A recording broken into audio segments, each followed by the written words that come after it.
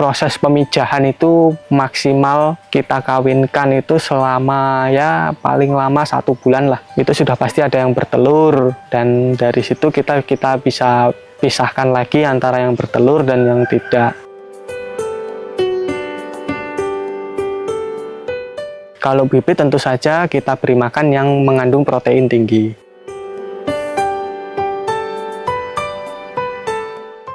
Untuk lobster air tawar, itu pembiayaan atau kos yang kita keluarkan dari pakan itu sebetulnya sangat minimalis.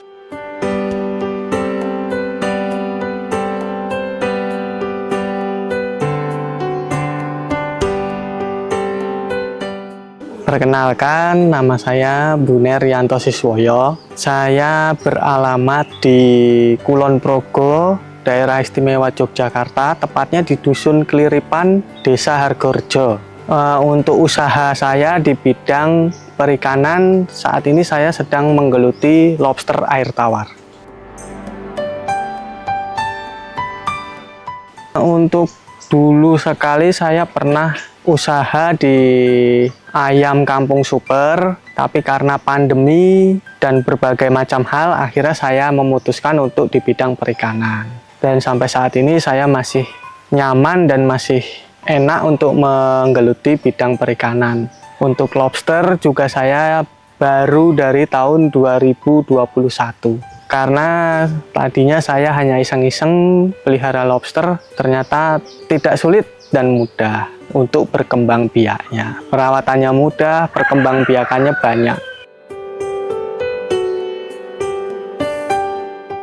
Saya dulu pertamanya iseng-iseng itu karena ada satu kolam yang kosong karena habis panen ikan nila khususnya sama gurami saya. 01 saya iseng-iseng pesan lobster sekitar 250 ekor bibit. Nah, saya pun tidak tahu asal mula cara prosesnya, pertama hanya nekat aja dan seneng untuk hal-hal baru. Akhirnya saya coba, saya cemplungin aja. Lah kok malah hidup, nggak ada yang mati. Mungkin dari pengalaman tersebut saya menjadi lebih tertarik untuk memelihara lobster karena perawatannya mudah, pakannya pun tidak terlalu sulit didapat karena lobster itu adalah hewan omnivora, pemakan segalanya, apapun dimakan. Tapi kalau untuk di lobster air tawar di farm saya ini, saya khusus memberi makan itu pelet dan kacang-kacangan. Untuk peletnya itu berbagai macam merek pelet lah, yang penting dia bisa tenggelam. Dan kalau untuk kacang-kacangan bisa kacang hijau, kedelai, dan biasanya saya juga kasih sayuran. Kalau ada kangkung pas musim-musim sayur kangkung itu saya pasti kasih. Ya banyaklah, segala macam bisa. Bahkan saya juga pernah mencoba pakai keong, bekicot, itu pun juga dimakan.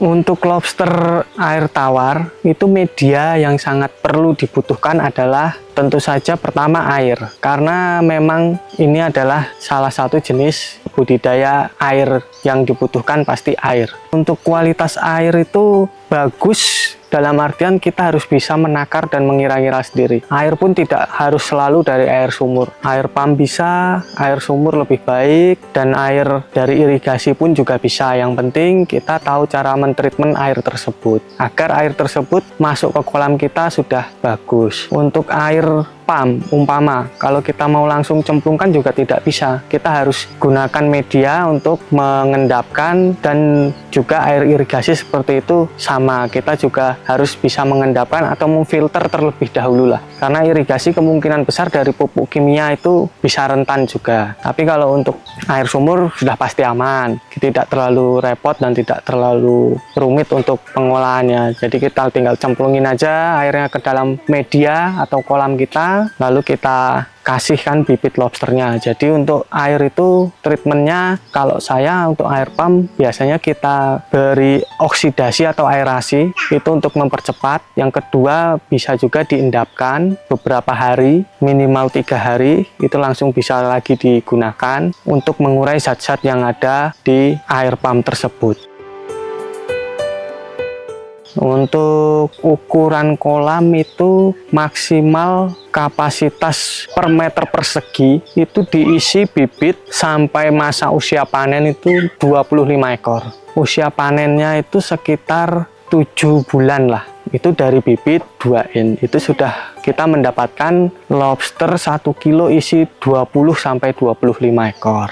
Jadi untuk lobster air tawar itu sebetulnya yang paling memakan kesabaran kita adalah lamanya waktu dalam membudidaya dari bibit sampai usia panen. Nah, untuk usia bibit itu dari kecil sampai besar itu kita memberi makan variabelnya berbeda-beda. Kalau bibit tentu saja kita beri makan yang mengandung protein tinggi. Kalau saya di tempat kami ini saya menggunakan pelet yang tenggelam. Lalu kami selingi dengan protein nabati. Kadangkala kalau musim bekicot atau musim keong kita juga pasti memberikannya. Jadi lebih fleksibel untuk memberi makan kepada lobster air tawar itu karena mereka segala macam dimakan, omnivora itu mudah perawatannya. Yang penting kita selalu rutin untuk melihat kondisi dari lobster tersebut dalam masa pembudidayaannya.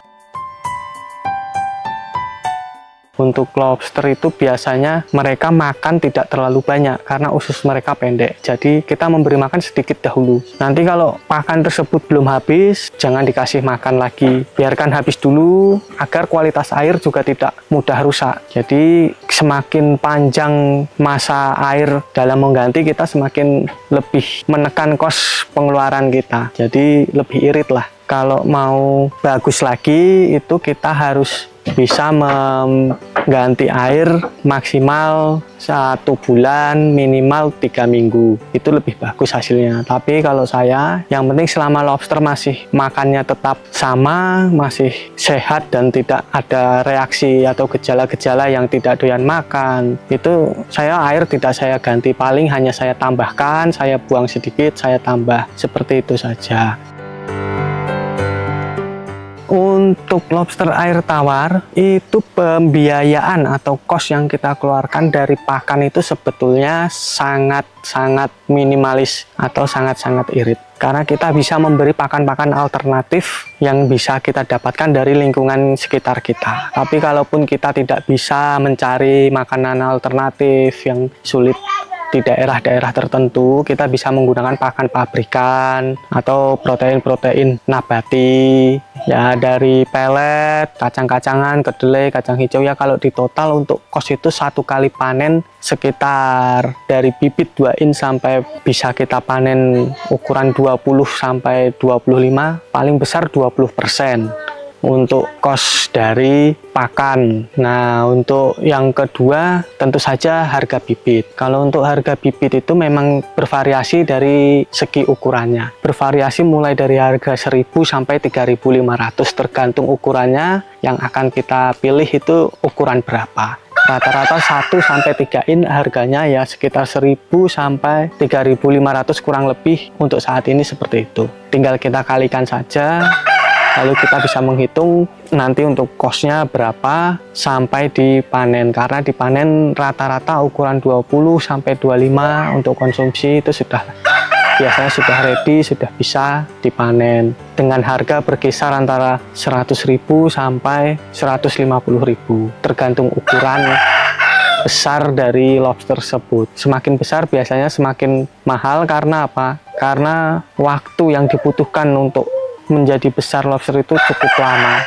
Nah, disitulah salah satu tantangan kita dan kesabaran kita diuji, karena memang lobster air tawar itu membutuhkan waktu untuk berkembang, dan waktunya menurut saya ya itu tidak terlalu bisa dimaksimalkan karena memang ya lobster pertumbuhannya memang seperti itu, hanya dari molting dan molting. Jadi waktu tersebut kurang lebih ya memang yang sangat menyita energi kita lah. Tapi sebetulnya kalau untuk dari kos pakan, kos bibit itu tidak terlalu tinggi. Apalagi nanti kalau kita sudah bisa memproduksi dan membuat bibit sendiri, itu lebih kecil lagi kos kita. Kita hanya kos untuk di pakan dan kemungkinan air.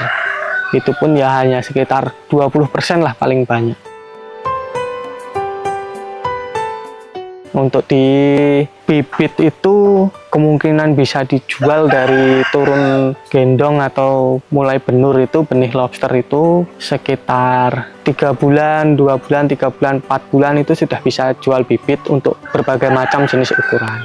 Dan kalau kita ingin mijahkan lobster itu juga lebih baik lobsternya di usia yang sudah matang atau di ukuran yang sudah ideal. Ukurannya adalah minimal untuk indukan 4 inch, itu sudah minimal. Kalau masih di bawah itu bisa bertelur, tapi memang kemungkinan besar hasilnya kurang bagus. Dan lebih bagus lagi, kita harus menyilangkan antara lobster yang kita punya. Jadi kalau bisa jangan dari satu keturunan. Dulu pertama kali saya juga ambilnya dari 2 tempat, jadi berbeda indukan sudah pasti. Jadi saya silangkan dan akhirnya menjadikan bibit-bibit yang lebih baik dan lebih berkualitas. Karena kalau untuk dari satu generasi atau satu gen biasanya bisa besar, cuman pertumbuhannya agak lambat. Dan untuk proses pemijahan itu maksimal kita kawinkan itu selama ya paling lama 1 bulan lah. Itu sudah pasti ada yang bertelur, dan dari situ kita bisa pisahkan lagi antara yang bertelur dan yang tidak.